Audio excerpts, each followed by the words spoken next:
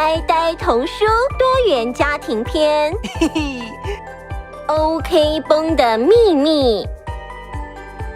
下课时间到了，班上的好朋友们在校园里玩球。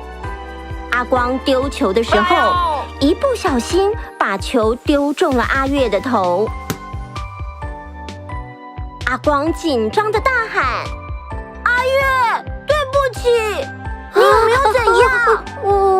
阿月揉了揉额头的 OK 绷，一派轻松地说：“嘿，没关系，一点都不痛。”小雪好奇地问：“阿月怎么一直贴着 OK 绷呢？”阿月害羞地说：“嘿，这是我去育幼院之后，里面的小苗姐姐给我的护身符。听说，在我很小很小的时候，经历过很可怕的事情，比被球打到还要痛得多。”在阿月小时候，爸爸和妈妈几乎天天吵架。爸爸喝了酒之后，甚至会动手打人。有一天，妈妈离家出走了。爸爸知道后大发雷霆，看到东西就拿起来乱丢，竟然丢到阿月的头，留下了一道伤痕。幸好住在附近的阿光一家赶快报警，把阿月带到育幼院安置，远离了爸爸的家暴。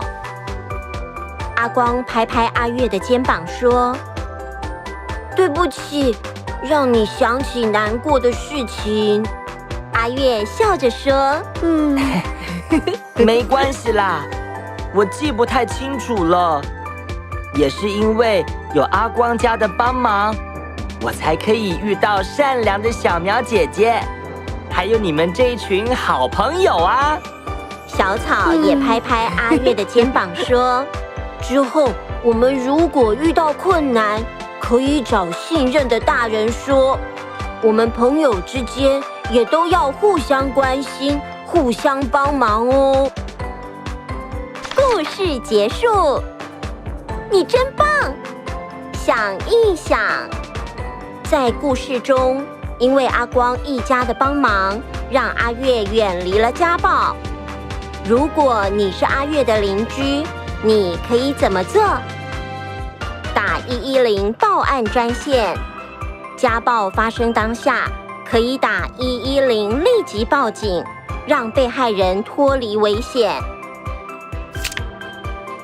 打113保护专线，家暴发生后，被害人暂时没有危险，可以打113求助，避免下一次的家暴发生。